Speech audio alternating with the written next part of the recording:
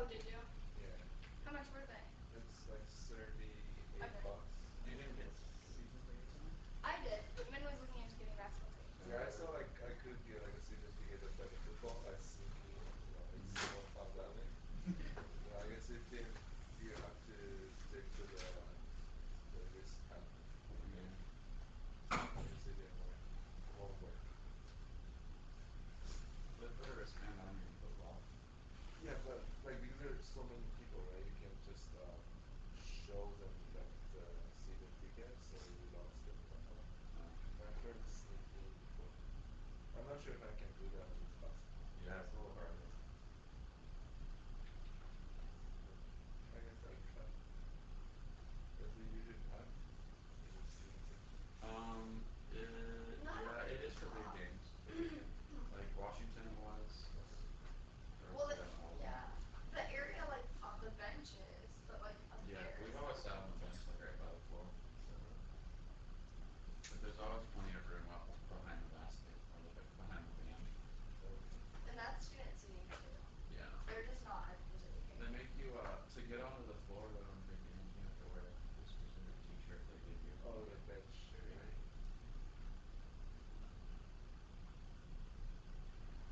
Maybe next time let's see. I'm just not sure if I have much time to watch all the games. Paradox. Yeah, we should Plus, probably it's so stop. we'll be like watching the recording tomorrow morning. We'll be like, what the hell's going on?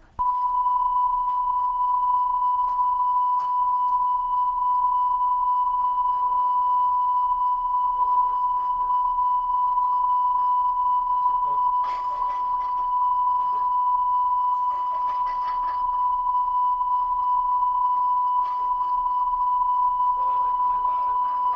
It's cool, man.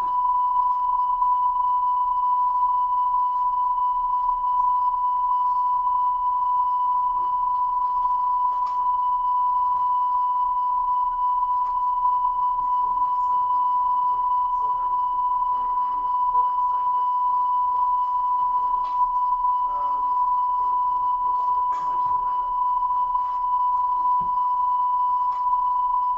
I kind of like this book. It's It's like space online. It and says TV. 217. Oh yeah. 217. That's a lot. Maybe it must be expired. I should actually make sure, but that's what the website said. Look it up. Okay. I like how I forwarded the one email that could be taken badly. Oh, okay, that's great. Close. Yeah. Obviously it's a joke, but still funny.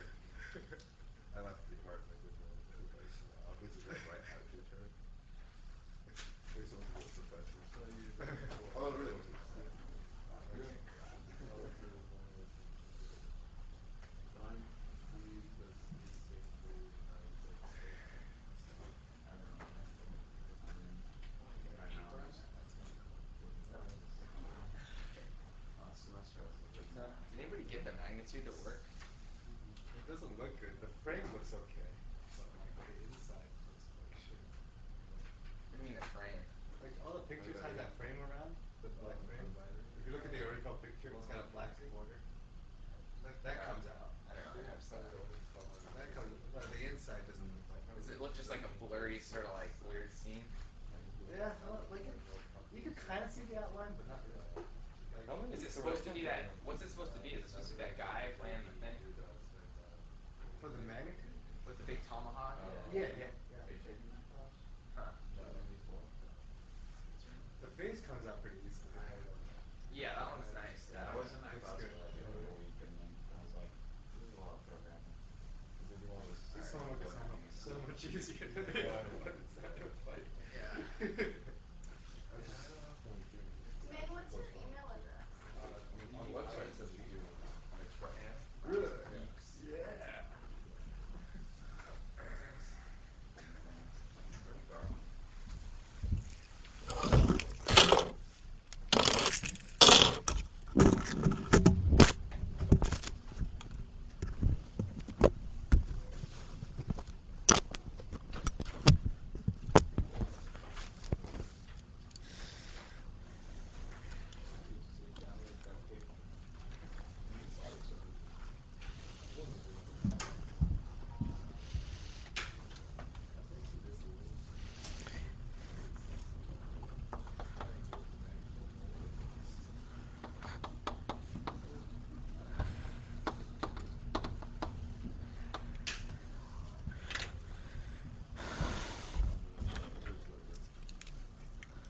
Yeah. I just want you to know that the website says next Friday.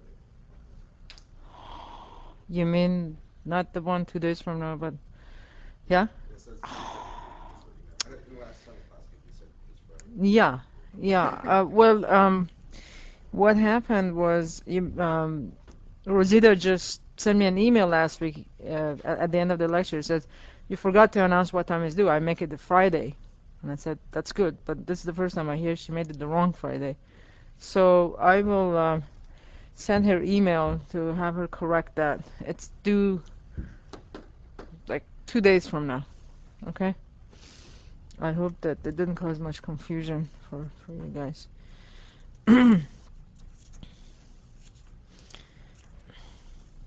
I'll write down on the board also which Friday I mean, so that people who are watching the class don't get confused.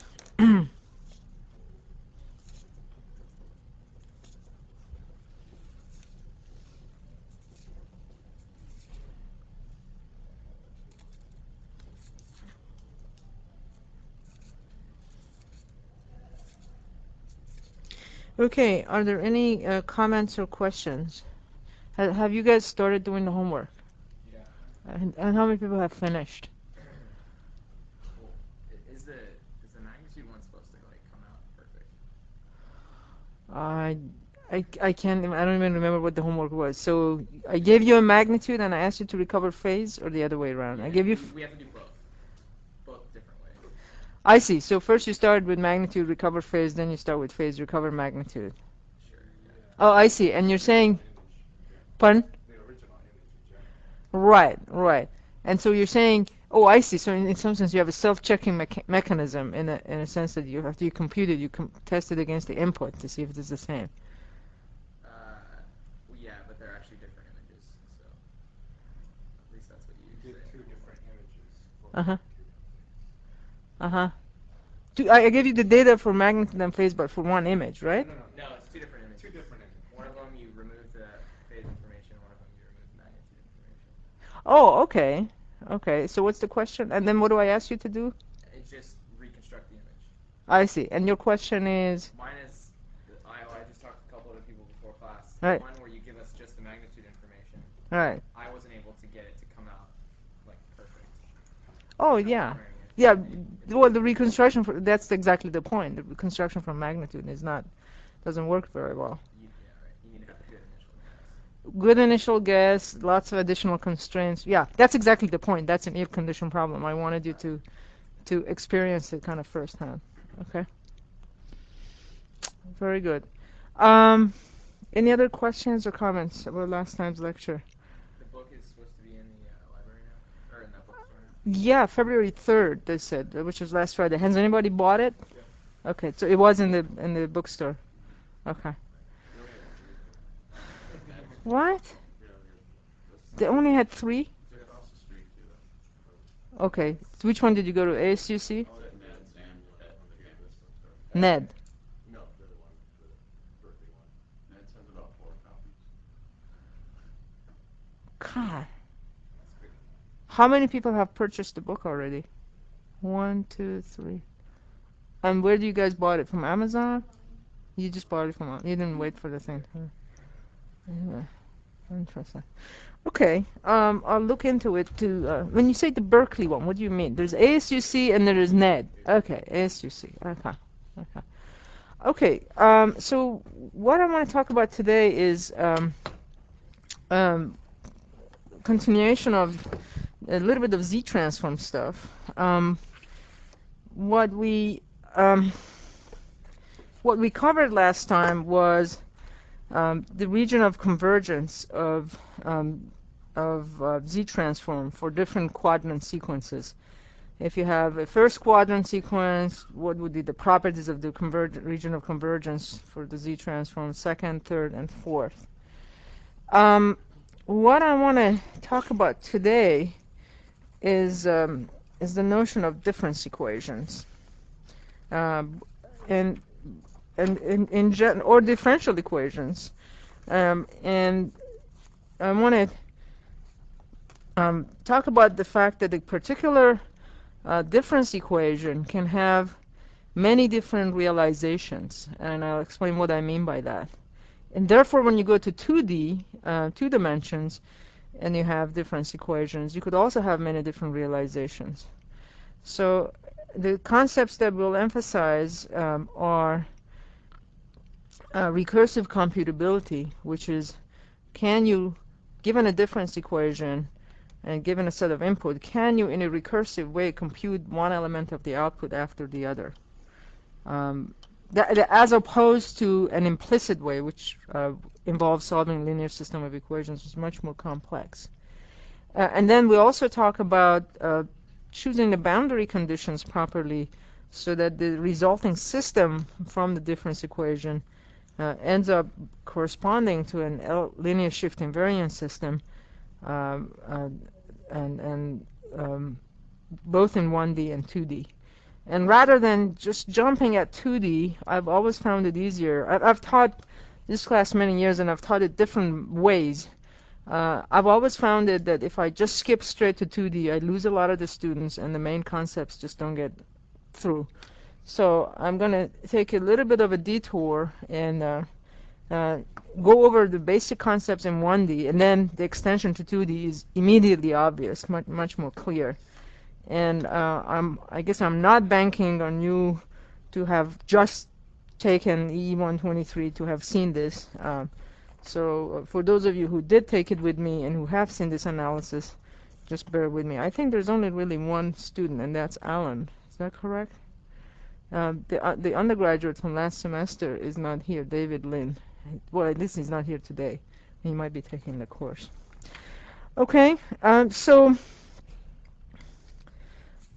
this goes back to the discussion we had, way at the beginning of the semester, which was FIR filters we know how to implement and how to realize.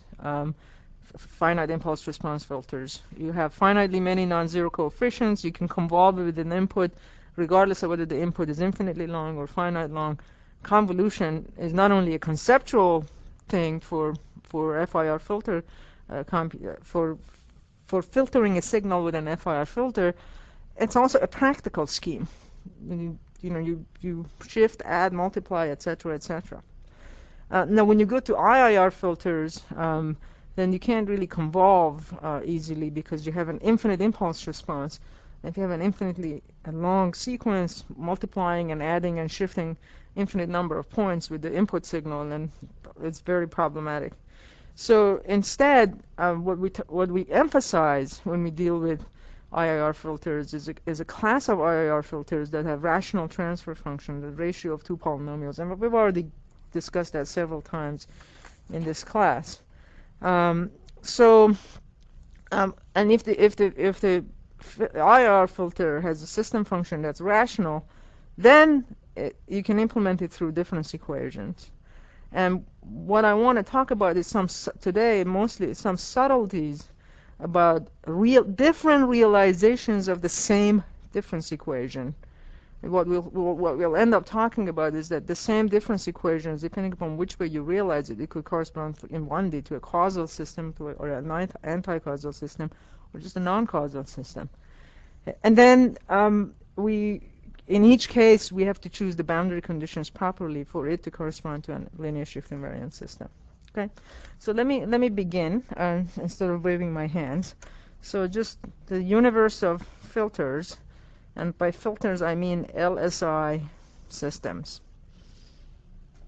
Sometimes people use the word nonlinear filters to denote non-LSI system, but when I talk about filters in general, I'm talking about linear shift invariant systems that they all have an impulse response.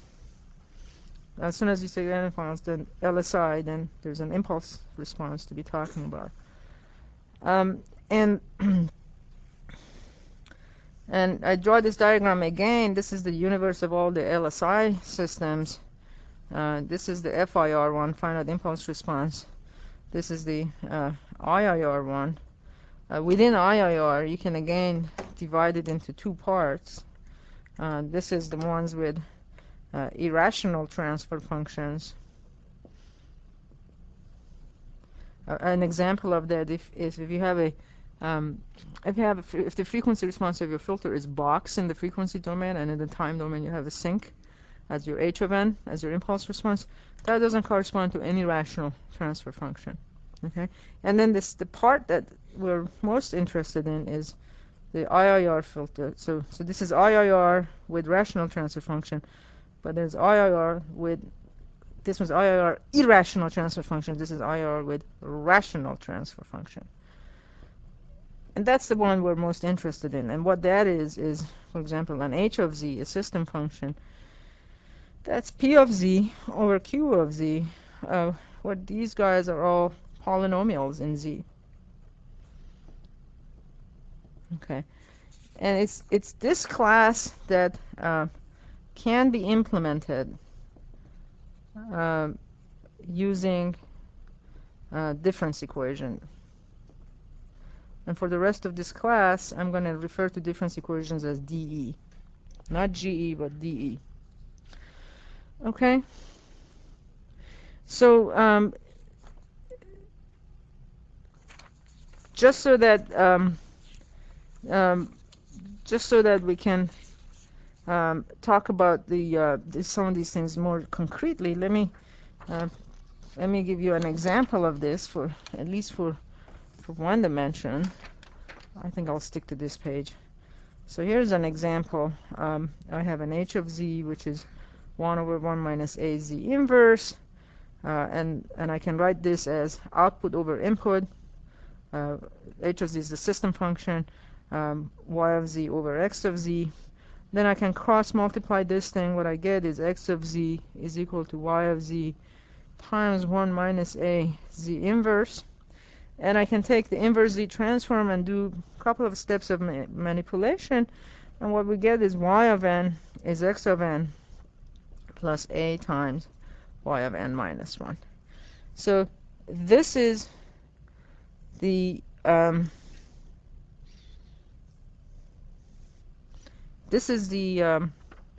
difference equation.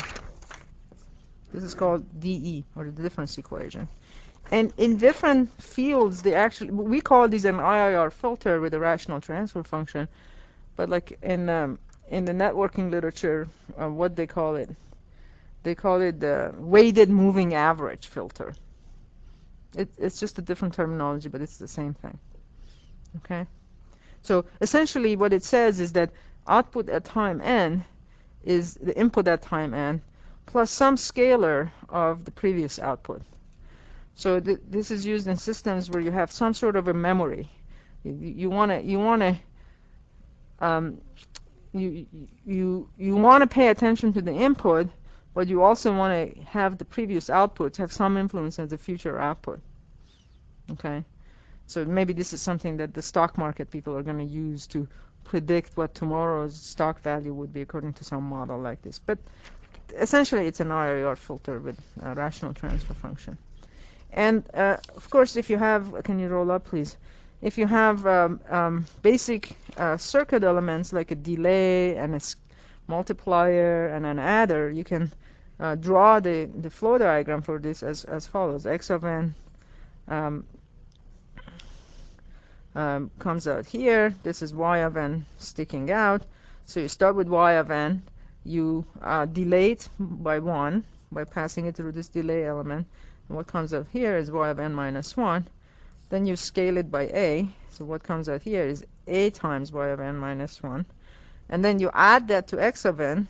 And after you add the two things together, according to this, out comes y of n. So this is the flow diagram or flow graph for our system. Okay? And just so that you can relate this to impulse responses, the impulse response for this system, h of n, corresponding to this, is a to the n u of n, where u of n is just a step function. U of n is 1 for n larger than 0, and it's 0 otherwise. And pictorially, h of n just looks like this. It's a dying exponential, and it goes on infinitely long. Okay. Yeah, question. Yeah, sure. Why does the z inverse necessarily make it go to like the previous value of time, like yn minus 1? Because this is a fundamental property of Z transform. If x of n has Z transform x of z, x of n minus 1 has Z transform Z inverse times x of z. So this is just a mnemonic or a symbol for a delay element. Delay by 1 unit. Okay? And what is the most typical element we use to do delay a signal by 1 point in real life? Yeah, a flip-flop. That's it. Flip-flop. How many people have not heard of flip-flops? Okay, you must not be in. Are you bioengineering folks? Okay. Okay. Well, it's a circuit element that it keeps the state. You feed it, and then you wait for the clock to change, and then it's one clock cycle later the input you gave comes out. It's a memory element. It delays everything by 1 unit. It's used all the time in electrical engineering system and perhaps mechanical engineering systems. Do we have any mechanical engineers? Okay, you had heard of. Okay, so you can play a similar kind of game in 2D. So let's just quickly move on. If you can roll up just a little bit. So two-dimensional difference equation. So now I have h of z1 and z2, which is a polynomial in z1 and z2 in the numerator over another polynomial in z1 and z2 in the denominator. Let's say p of z1 comma z2 over q of z1 comma z2. Okay, so now let me give you quickly an example. Suppose I said h of z1 and z2 is 1 over 1 minus a z1 inverse z2 inverse, and let's write this down as y of z1 comma z2 over x of z1 comma z2. By the way, if I were to write the system function for an FIR filter, what form will it have? Just the numerator. Exactly. It'll be just a polynomial in the numerator, nothing in the denominator. The denominator is 1. Okay. So so this is the output over input. This is the system, and so I cross multiply and do a few steps of math, and what comes out is x of n1 comma n2 is y of n1 comma n2 minus a y of sorry. Let me just write this down. It doesn't matter. I wrote one extra line, but from here, then you can rewrite it as y of n1 and n2 is x of n1 and n2 plus a times y of n1 minus 1 and 2 minus 1.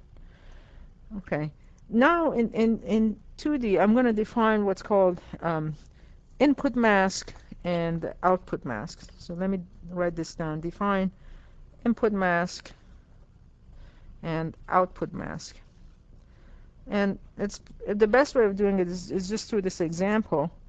So looking at this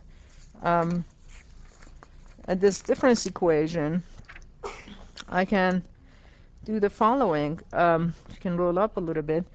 I can say, okay, so this is going to be my output mask as a function of n1 and n2, and this is going to be my input mask as a function of n1 and n2.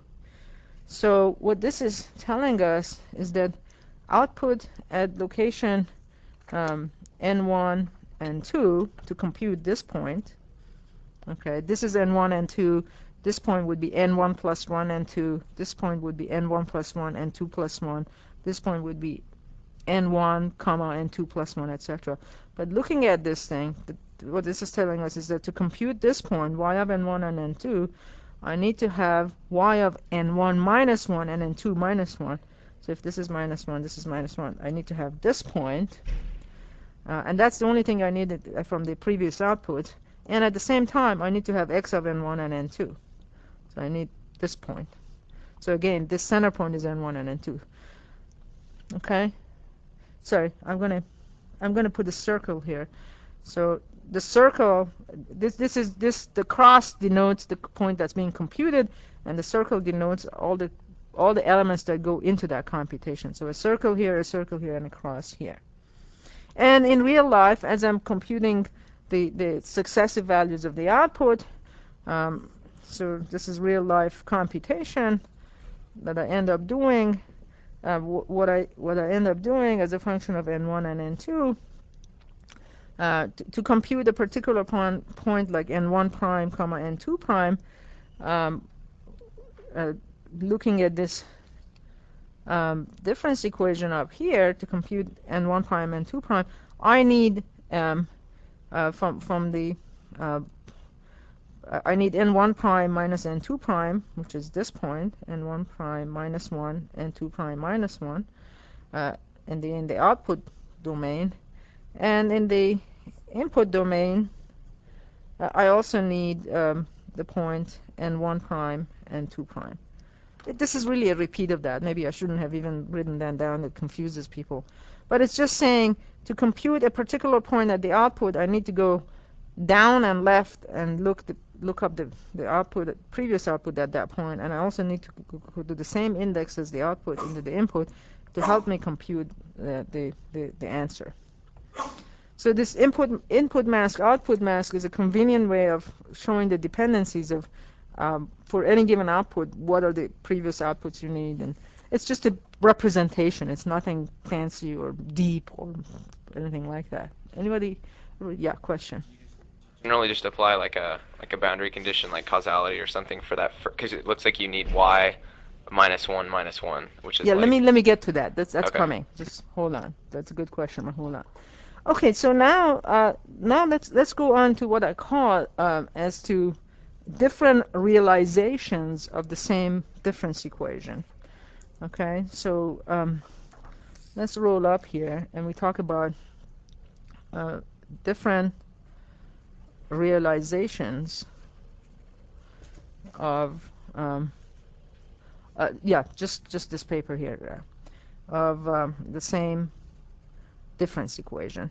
So suppose that I have this difference equation that we just wrote down here, which is x of z, which is y of n is equal to x of n plus a y of n minus 1. And as it also happens, we also have this h of z, which is 1 over 1 minus a z inverse. And we all know from our regular, can you roll down please? From our regular signals and systems courses, maybe EE 120 or something, that depending upon what region of convergence you choose for h of z, you're going to end up having two different kinds of systems, right? So if I pick the region of convergence as z larger than a, what kind of system do I end up having?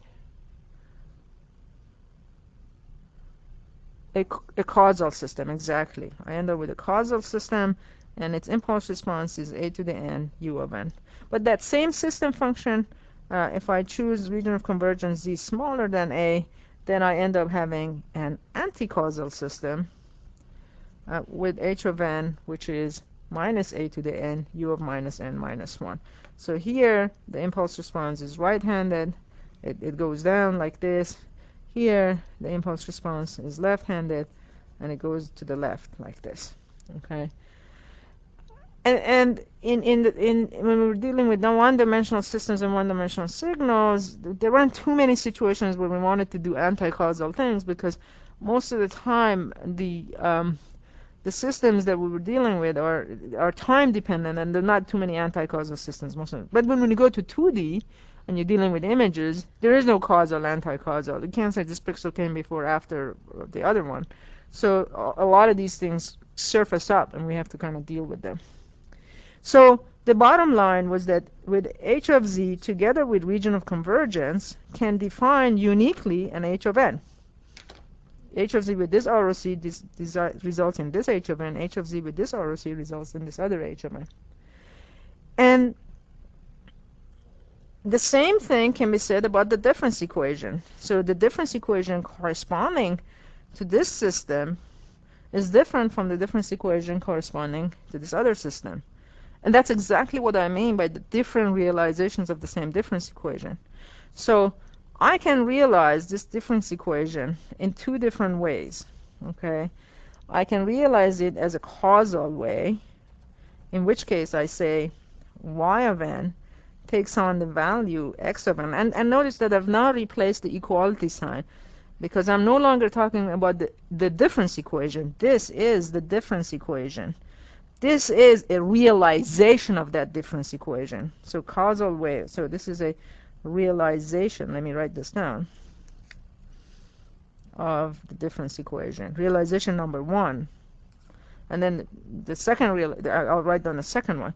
So I can interpret, or I can write down one realization of this difference equation as y of n takes on the value x of n plus a y of n minus 1.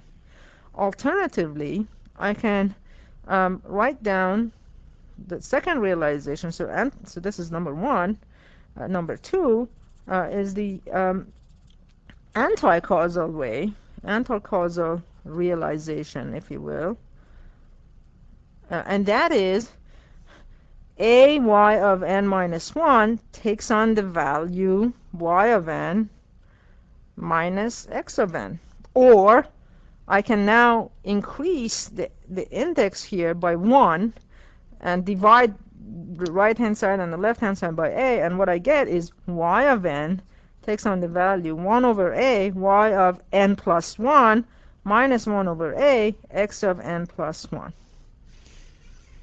Okay? So again, I've increased the n index for every term up here in order to come up with that. Or I could have just done the same thing. I could have done the same thing up here. Just say, write this down as y of n plus 1 equals x of n plus 1 plus a y of n, and then bring y of n to the left-hand side and get to this. So if you can roll up just a little bit.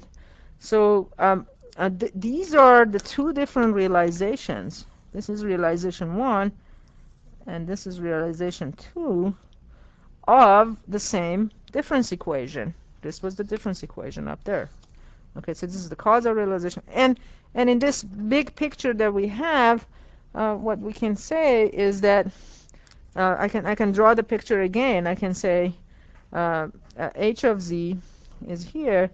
If I have one ROC of z larger than a, then I have a causal, and the difference equation is y of n x of n plus a y of n minus 1. And if my region of convergence is z smaller than a, then I have y of n taking on 1 over a y of n plus 1 plus minus 1 over a x of n plus 1. And you can easily see why this is an anti-causal realization, because the output at time n depends on future outputs and future inputs. Okay?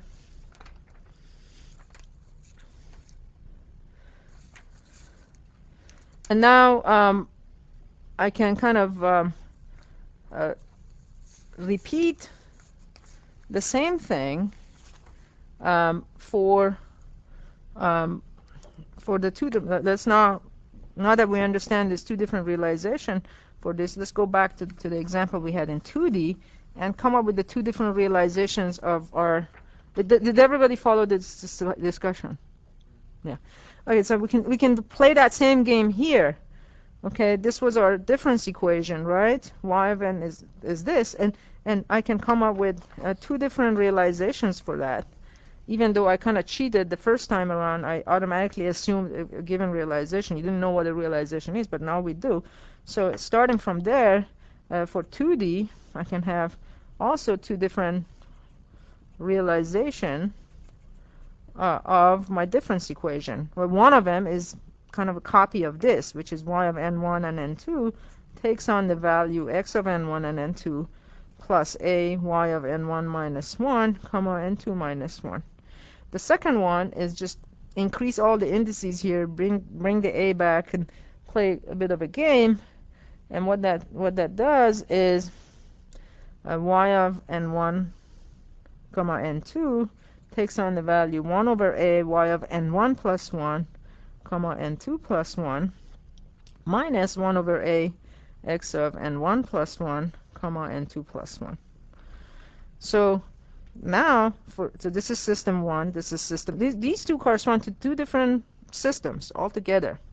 The same way as the same h of z could correspond to two different systems depending upon R or C, the same way a difference equation can correspond to multiple systems depending upon what realization you choose. And in fact, the different realizations of a difference equation, there's a one-to-one correspondence between these, each one of these, and the different ROCs, region of convergences. Okay?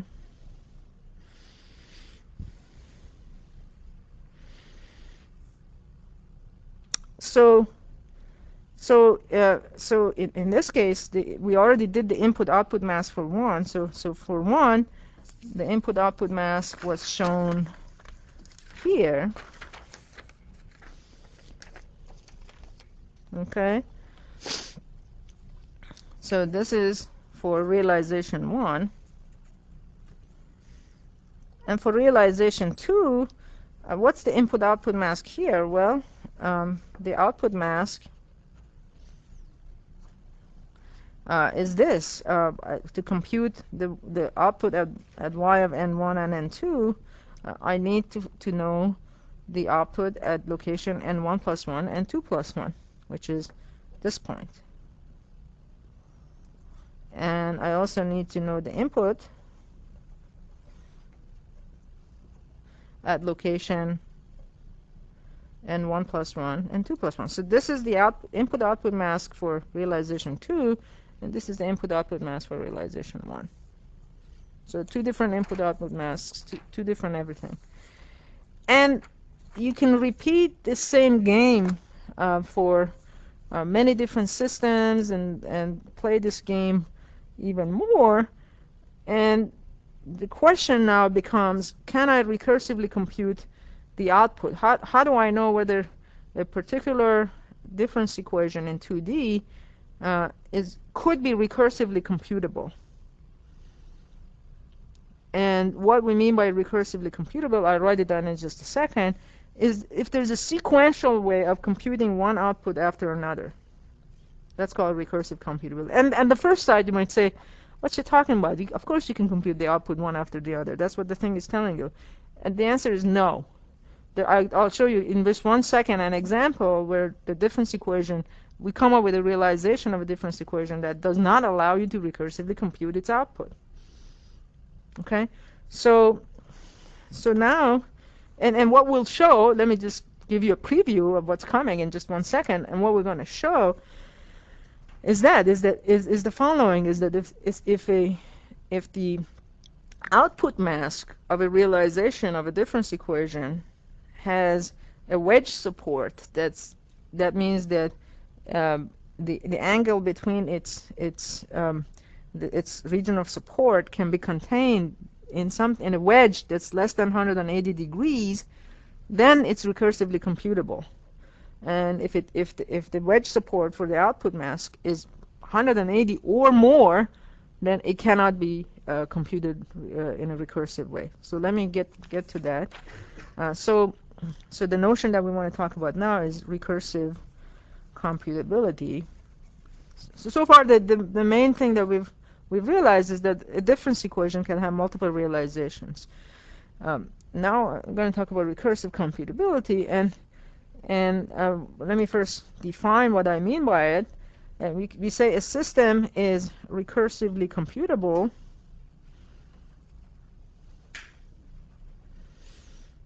if there is a sequential way of computing the output points one after another. Okay, so again, let's get moving to a slightly more sophisticated example. Suppose I say y of n1 and n2 takes on, I come up with the following realization. Well, let me first write down the difference equation and then write down the different realizations, because I think that way you'll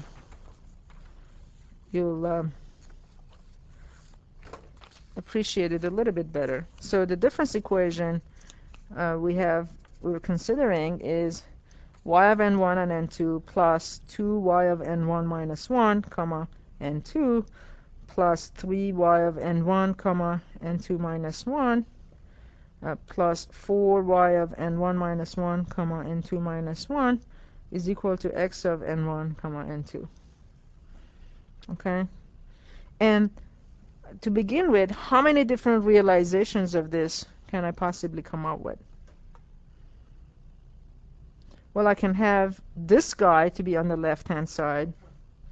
I can have this guy to be on the left-hand side and come up with a different realization. I could have this term to be on the left-hand side, or I could have this term to be on the left-hand side, right? So there's 4 possible realizations of this difference equation.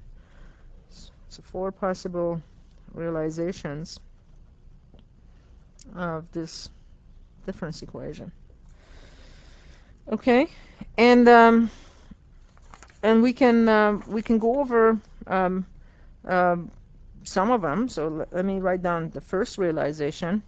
I simply just keep this one on the left hand side and I move everything to the right hand side. So I'd say y of n1 and n2 takes on the value minus 2 y of n1 minus 1 comma n2 minus 3 y of n1 comma n2 minus 1, that's this term, minus 4 y of n1 minus 1 comma n2 minus 1 plus x of n1 and n2. So this is realization number 1. And let's write down the input and output mask for it if we can. Here's the output mask for n1 as a function of n1 and n2. It tells me to compute the output at location n1 and 2. I need the output at location n1 minus 1 comma n2. So here's n1. This is n1 minus 1 and n2. So I need this point. Then I need y of and I need that to be scaled by minus 2. So I put a minus 2 there. I need to scale y of n1 comma n2 minus 1. So this is n1 and 2 minus 1. Just go down by 1. So this is this point, and it has to be scaled by minus 3. And then y of n1 minus 1 and 2 minus 1, which is this point, and I have to scale it by minus 4. So this is the output mask. And then the input mask is just simple. I need this point. Okay? So you can think of this at output mask as a two-dimensional sequence, and you ask yourself as to what is the region of support or ROS of the output mask. Well, this is the region of support. It's this, if I start from this point, I can do a straight line going this way, a straight line going that way. So this is the region of support. So if the region of support of this output mask is wedge, and by wedge I mean is less than 180 degrees, then the system is recursively computable. And in this case, what's the angle here? 90 degrees. So indeed, ROS here for this output mask is wedge, because this angle is 90 degrees, and which is less than 180 degrees. Therefore, I can conclude that this system is recursively computable. And what do I mean in real life by recursively computable? Well, you can imagine how I would compute the outputs given this kind of inputs. Think of it like this. Well, I'll stick to the same sheet. This is N1, this is N2, and I can compute the output in a, let's say, row by row or column by column fashion if I wanted to. So to compute this point, I would need to know at the output, I would need to know this output, this output, this output. And suppose I was given those, then I can compute it.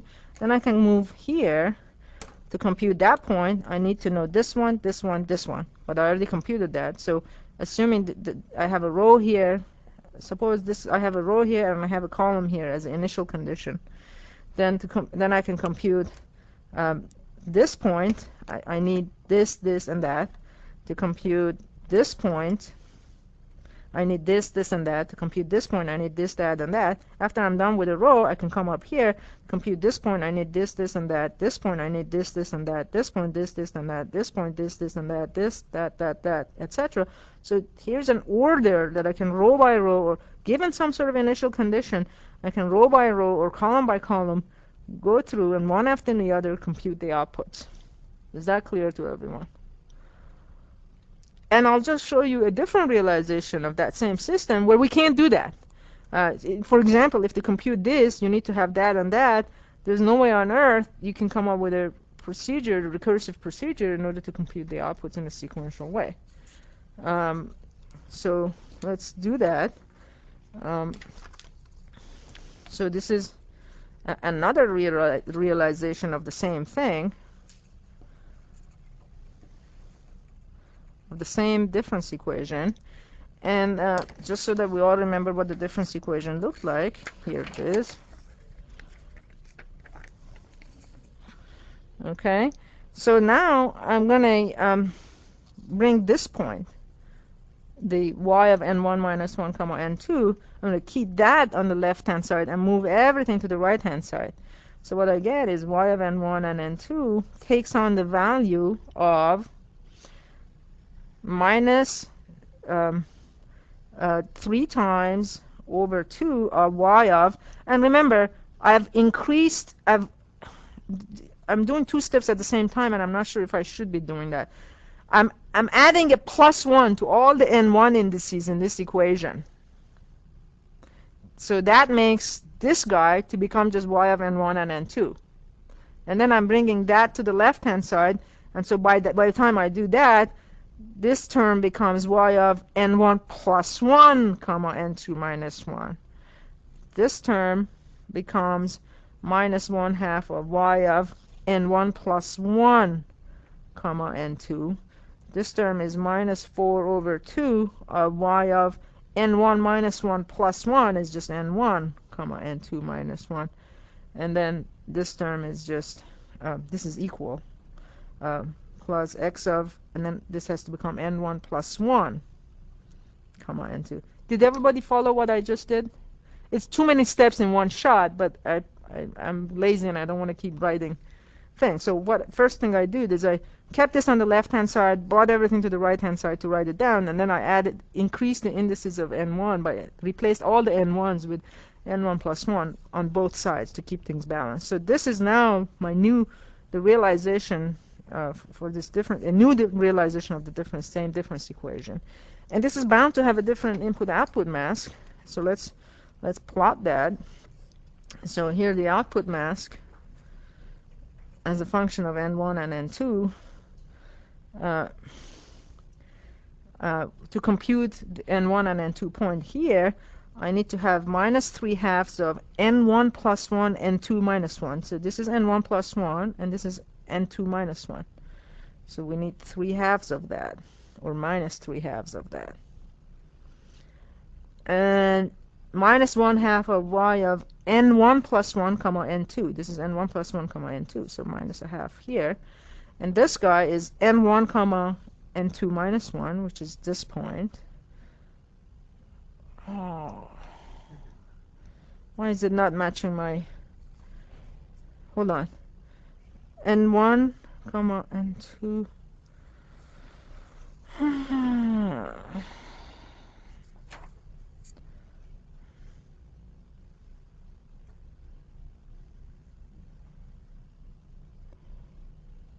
So we did the half, and that matches what I have here. We did the 3/2, and that matches there. This one is the problematic one. Did I do this right?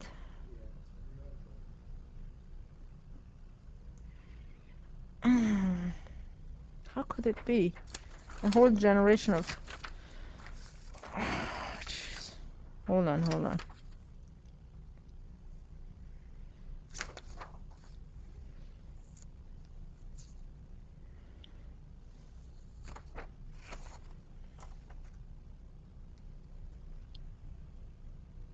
No, hold on.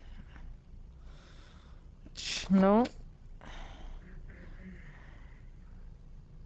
Yeah, that's definitely here, and that doesn't match my notes from last time I taught it, which puts -2 here.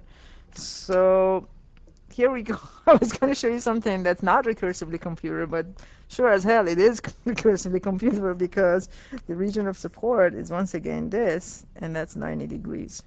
So this is also recursively computable. So let me, in my head, let's all of us collectively think what realization is this that's not recursive. There's one of them that's not, and let's just quickly see which one it is. So we already did this one, this one. How about if we do, pardon? No, no, no. One of the realizations is not recursively computable, and I made a mistake, and in my last time I taught the course, and nobody then caught it. I didn't catch it either, and right now I'm realizing it's the same example. Everything is -2 of y of n1 and 2 minus 1. It's definitely here and not there. So let's quickly let me just offline do a quick calculation here, but let's all of us do it. So if I do, well, yeah, but let's pick the right. Let's intuitive. Well, I don't know if it's intuitively. This one? Yeah. Oh, you mean this one? Yeah. Okay, thank you. So we'll try.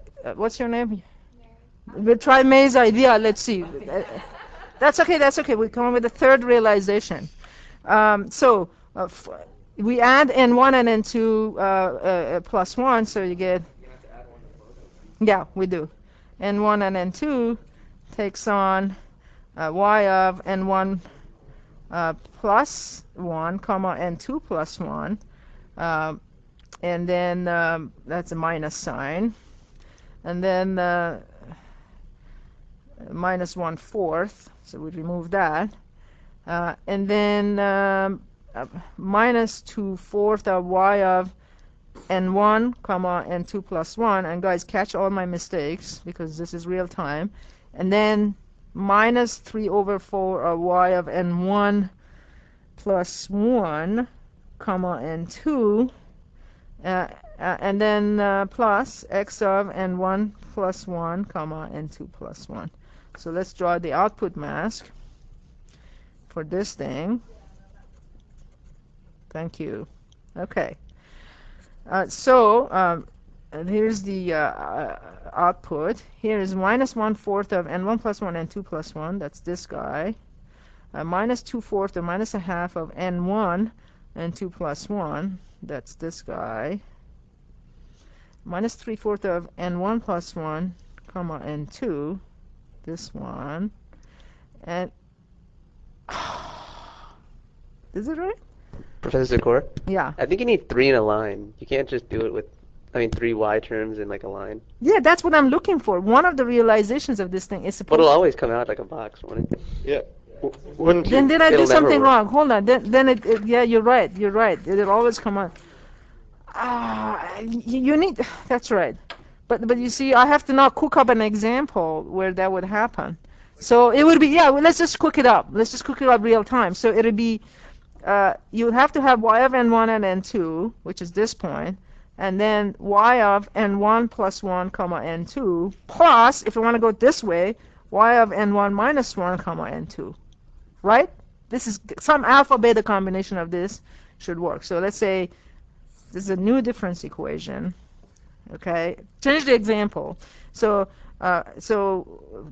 is equal to, let's just say 1, 2, 4 for the hell of it, and then this is x of n1 and n2. Would that work? Yeah, that should do the job.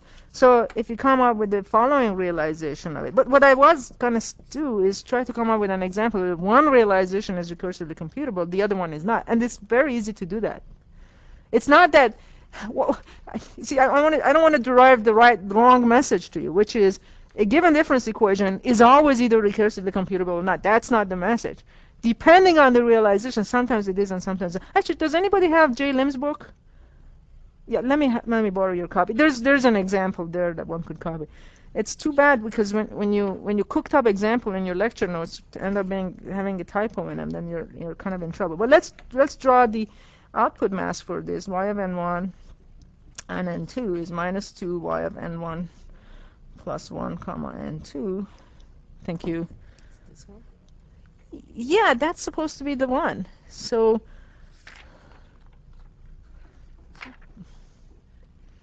think it'll work with your example that you yeah, let's just if this doesn't work, then we'll look it up from Lim's book. So minus 2 and then minus 4 y of n1 minus n1 comma n2 plus x of n1 comma n2.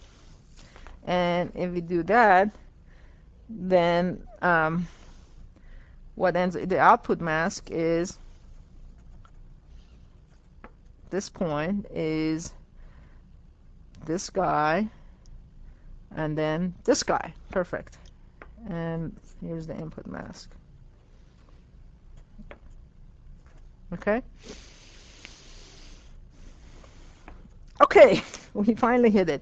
But I'm just very curious to know what went wrong with my notes and with my examples.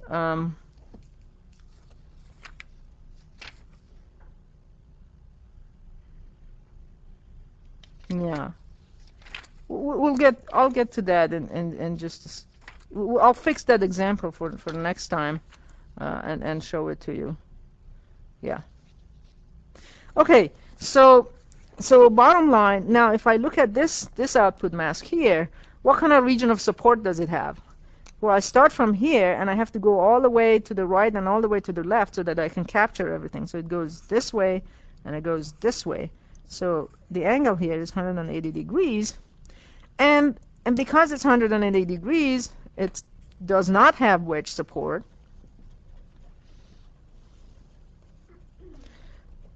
And hence, it's not recursively computable. Okay? And let's just intuitively convince ourselves that this is indeed the case.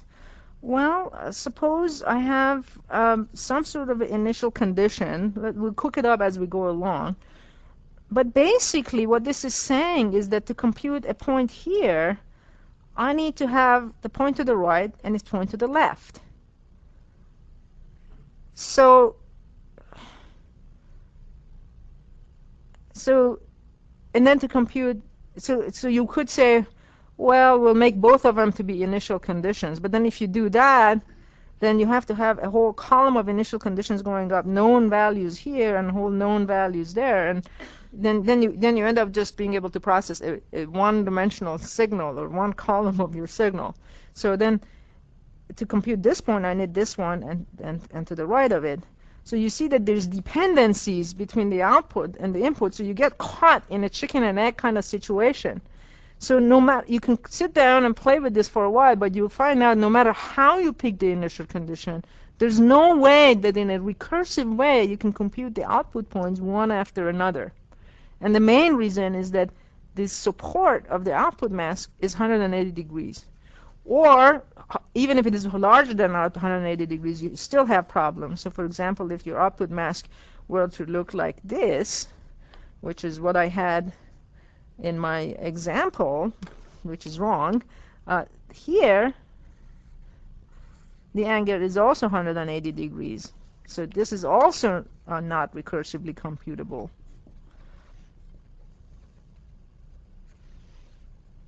Okay, so as long as this angle is larger than 180 degrees, it's not possible to compute the outputs one after another.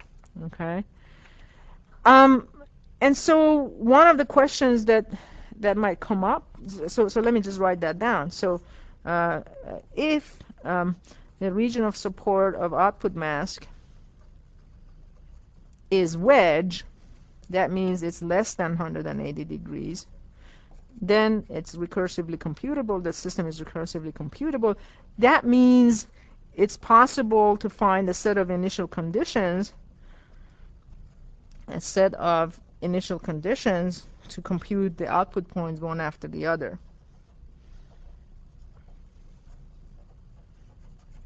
That's kind of what the point we were going to walk away with. And just as a side comment, what happens? So if we have this kind of a thing, if it is not recursively computable, are we completely 100% out of luck, or is there another trick one can use to do something?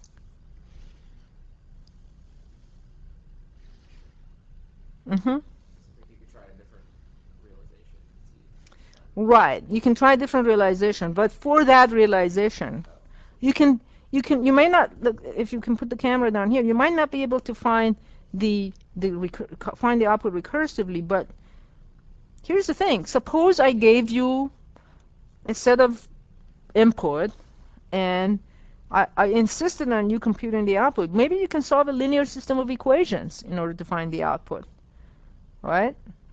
Uh, it is true that the right hand side depends on the left hand side, but if you write it as a matrix times column times a vector equals another vector, then you can do that. And that's called implicit way of solving PDEs, partial differential equation. So this recursive computability in the numerical analysis literature is called explicit way of computation. You compute one output after the other. It's very nice, and it would be very good to always come up with boundary conditions and systems that allows you to do that. But if that doesn't happen, you're not 100% out of luck. You might be able to solve a linear system of equations that given the input computes the output at one point. And in fact, if you look at, for example, some of the ways that people solve the heat equation, again, we have a mechanical engineer here, right? So what's the classic heat propagation problem you guys solve? You have a plate, it has some initial condition around it, right? yeah. And then you let time move forward, and you want to know the heat distribution as the heat propagates. And I think many times for solving that's written as a partial differential equation, which is the same as difference equation in 2D. And then for some of those problems, all you do is end up solving a series of linear system of equations at each time step in order to figure out how the heat propagated. If you're dealing with one dimension, you have a piece of wire, you have given temperatures at the two ends, and you want to know how that propagates along 1D. That's a simple difference equation. Okay? So you're not entirely out of luck if the thing is not recursively computable. And just to wrap up this discussion before I start talking about boundary conditions and initial conditions, I would like to show a canned example from Lim's book, because then I don't I don't make any mistakes. So here is the if you can zoom in. Um, more. Okay. So here is the system equation that he's playing with. Y of z over x of z. This is the numerator. This is the denominator, and that results in this difference equation written here. Okay. It's more complicated. It has two x terms, etc. And this difference equation you can implement 4 different ways. You can realize 4 different ways. Number 1 is to have this at the output. So this 240 is the this is the realization. This is the second one, 2.41, and this is the third one, and this is the fourth one. And for example, for this one, if I look at 240, the input-output mask relationship is shown here. To compute this point, I need this, that, and that. And is this wedge support? Yes, because if I start with the center point that I'm computing, draw a line this way, draw a line that way, and then that's a 90-degree thing. I go to this one, 241, and this is the output mask shown here. And is this a wedge support? It certainly is. If I start from the midpoint here, if I start with the midpoint here, draw a line this way, and I draw a line this way, the angle that I get is less than 90 degrees. So this is also recursively computable. And the third realization, which is shown here, is shown here, and this is recursively computable as well, because I start from this center point, I draw a straight line up, and I draw a line this way, and the angle is small and less than 180 degrees. And finally, the fourth realization is the one that's not recursively computable, which is what I was trying to show here. So y has this term, this term, this term, and this term in it. So, and this is shown here, okay? So the center point here, if I connect it to the up and to the down to contain everything, that's exactly has 180 degrees angle, and so this is definitely not recursively computable. Okay, is that clear? Is this concept clear? Most of them. Okay. Thanks for the book. And so what I'm going to now talk about is the process of choosing the boundary conditions. And I won't get done with that topic in today's lecture. It will be left over on Friday, but it's a good idea to start it anyway. Okay? So once you've proven to yourself that the thing is recursively computable, the question is, how do you then end up choosing the boundary conditions in order to make the system recursively computable? Okay, so choosing BC, and BC doesn't stand for British Columbia, but boundary condition. And the question that we want to ask is, given a difference equation plus a realization, how to choose boundary conditions. And again, I'm going to start with a one-dimensional, even continuous time example. Actually, let me not do a continuous time and rather stick to the discrete time example, and go over kind of few basic points. Okay. So suppose that I start with my favorite example. Y of n is a times y of n minus 1 plus b times x of n. Okay. So the first question that I ask is, does this define a system? And the answer is no, because a system is something with a unique input. I have to compute a unique output, and this thing with a unique input doesn't give me a unique output. And don't get worried, the main reason is because there's no initial condition. So is this system, does this define a system? The answer is no, because a unique input does not result in unique output. And so suppose y of 1 of n is a solution, then y2 of n, which is y1 of n plus k times a to the n, is also a solution. So to the first order, and then you can go plug it in and prove to yourself that's indeed the case. So how do you fix it? Well, you fix it by adding initial condition. Or initial condition and boundary condition, I use them interchangeably, right? In 2D, you talk about boundary conditions, and 1D, you talk about initial condition. So if I say, okay, well, that's my system, and I'm going to make the initial condition to be y of minus 1 equals y naught, then it is a system. And in fact, you can go through kind of all the steps, and either you do it by inspection, or you use induction, or you apply homogeneous solution and particular solutions. I mean, a variety of different ways, and what you find is that the answer is yeah, I'm debating whether I should tell you how I got the answer or not. Let's just do it. So for n larger than 0, you keep writing down the answer. You write down y of 0 is a times y of minus 1 plus b. And here I'm assuming that x of n is just b times delta of n. Okay, b times delta of 0, da da da da da da, and we can find out that for n larger than 0, y of n is a to the n a y naught plus b. Then I do y of 1, then I do y of 2, and then I can see that y of n is given by this form. And then for, if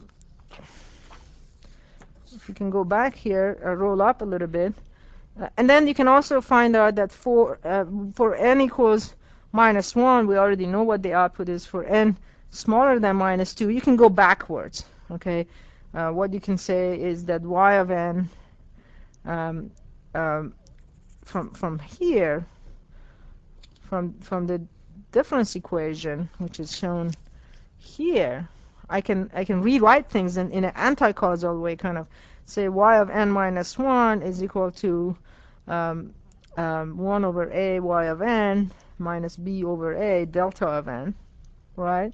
And then I can compute y of -2, y of -3, da da da da da, and figure out that for n smaller than or equal to -1, so in this case, y of -2 is nothing but 1 over a times y of -1 minus b over a delta of -1, and compute this, and y of n is a to the n plus 1 y naught.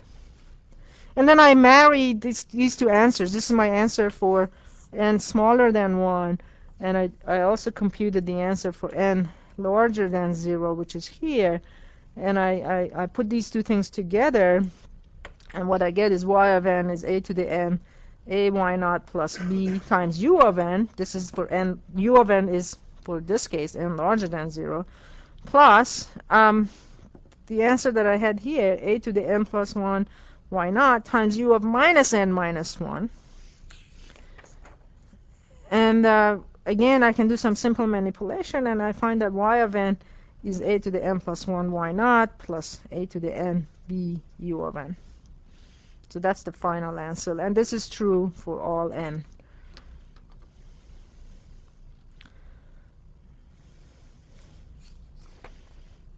Okay? Or you can also solve you can also do this thing by solving homogeneous solution, and then solving particular solutions, and then using the initial condition. You can say that the total solution is homogeneous plus particular, and then to get rid of all the constants, you impose the initial conditions, and that gives you the final answer. Okay? So stare at this thing for a while. Is this thing a linear, strictly speaking, a linear system? We have, this is the difference equation we're looking at.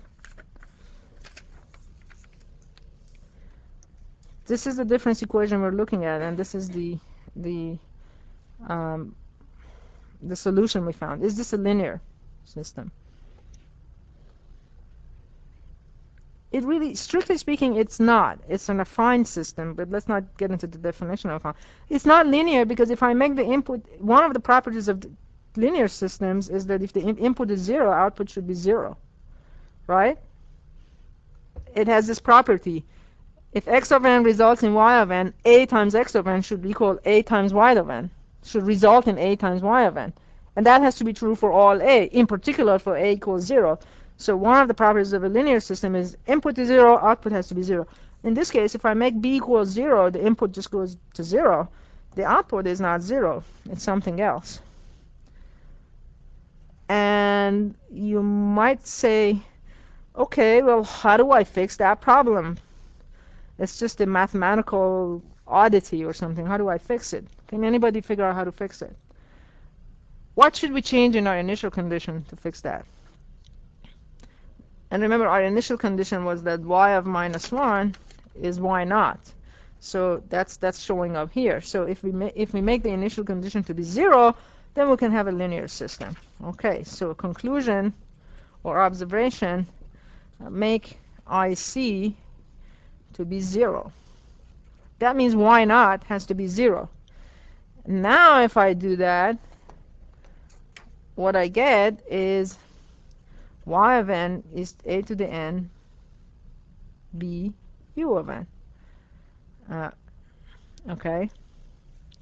So far, we've started with a linear constant coefficient difference equation, okay, which is this thing here. Why do I call it linear? Well, it's linear. It doesn't have any square terms. It doesn't have any cross terms. It doesn't have like y of n times y of n minus 1. It doesn't have y of n squared or cubed, or it doesn't have square root of y of n, so it's linear.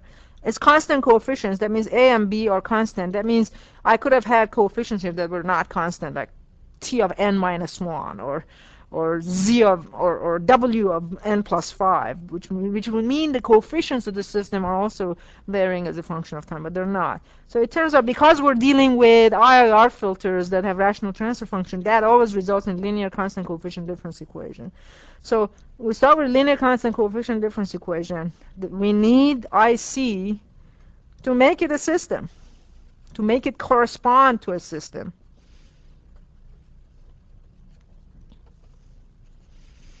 And then we need the IC to be equal to 0 to have linear system. And what I'm going to show you in just 1 second is that will this system be shift invariant? And the answer is the system is only shift invariant if the location at which the initial condition is 0 is chosen in accordance with the input. Okay, so is it shift invariant? And the answer is yes, but only if initial condition is chosen in accordance with the input.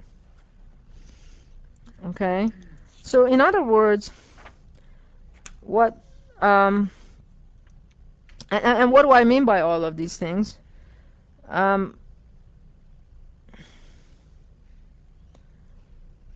What do we mean by shift invariance in general? Well, shift invariance in general means that if we shift the input, the output changes as well. Okay, so what I mean by all of these things is that if x of n, for x of n equals delta of n, b times delta of n, initial condition having y of minus 1 equal to 0, that results in shift invariance. That's a good initial condition for this input. Okay, and if you can roll up just a little bit. However, if x of n was b delta of n minus 5, then if my initial condition was y of minus 1 equals 0, that does not result in shift invariance. Instead, in this case, the initial condition that would result in shift invariance is y of what? Here, the input x of n becomes non-zero at this time. And we're having a causal implementation. So we wanted y at times minus 1 to be equal to 0. Here, what happened? Here, x of n starts at 5, right? So we want for the initial condition to be right so that we can roll and recursively compute the output that way, we want y at 4 to be equal to 0. So that's what I mean by the input. The initial condition has to shift with input. It has to match. It has to jive with input. Okay? So instead, we talk about what's called initial rest conditions when we deal with one-dimensional systems. So in one-dimensional systems, again, you can watch one of the videotapes for 123, but the conclusion that you get is the linear constant coefficient difference equation plus initial rest condition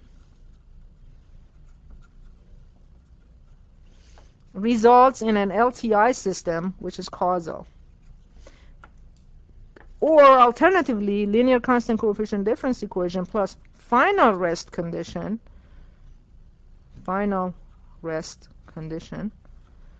results in an LTI system that's anti-causal. So if you want to have time invariance, you have to have initial rest condition and final rest conditions. That means, what in simple language, it means what I just said here, is that depending upon what your input is doing, you have to match the initial condition to be just right for that input. Okay? So if I don't move the input according if I don't change the initial condition accordingly with the input, then I lose the time invariance kind of property. And so coming back to a realization, then so coming back to our example, which we had written here. So what do all of, let's just translate all of these facts that we wrote down here to the example. If I have y of n is a y of n minus 1 plus b x of n, where x of n is, oh, I have two b's here. Let's just remove that b. Okay, where x of n is b delta of n minus 5, then I have two b's again. Okay, so to make this correspond to a linear shift invariant system, I need to have initial condition, which is y at times 4 is equal to 0. It has to be 0 here in order to make it linear. Where's my red pen? Lost it. 0 to make it linear. And I have to pick this to be index 4 to make it shift invariant. Okay? So if it was anything else but 0, it wouldn't be linear, because 0 input wouldn't result in 0 output. And if it was at any different location, and this is for a this is for causal implementation, right? So y of n takes on a of y n minus 1 plus b of x of n. Okay? Now for anti-causal realization, so this whole discussion here is with causal. For anti-causal, it's all the opposite. So anti-causal, then y of n minus 1 takes on minus 1 over a y of n minus b over a x of n. That's the anti-causal implementation. Now, if I give you a given input, for example, x of n, that's delta of n, it becomes non-zero at this location, then I want the initial condition to be 0 at the initial, at 0 it has to be 0, as it turns out. Or if x of n is at this location, at 5, then y of 5 has to be 0. That's the initial condition, again, matched to the input that allows us to recursively compute the output. Because then y of minus 1 is 1 over a y of 0 minus b over a x of 0. So I can successfully compute y of minus 1. Y of minus 2 is the previous sample plus that. So then, in this case, I can just compute the output y of n recursively, right? Given that y, let's say x of n is just a delta function, x of n is equal to 0, I can say, okay, y of minus 1 is 1 over a y of 0 minus b over a x of 0. So I can compute this value of the output from the previous one. And this was my initial condition. Right here. And then I can compute the output at time minus 2 using this thing. Let's keep going back. So that's, or if, in this case, the same thing. If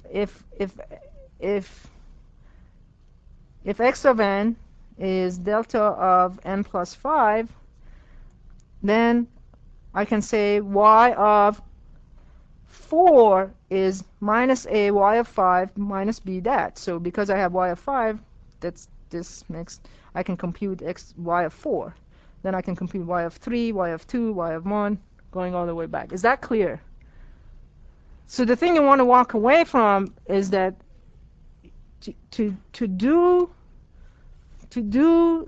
result in a shift invariant system, either causal or anti-causal, you have to match the boundary conditions or the initial conditions with the characteristics of the input. In fact, you have to pick the input, you have to pick for initial rest condition in one dimension, you have to pick the output to be 0 up until the time that the input has become non-zero. That's what I mean by matching. Okay? Now what we do in next time's lecture is how to extend all of these concepts in 2D. And so we'll talk about this on Friday. And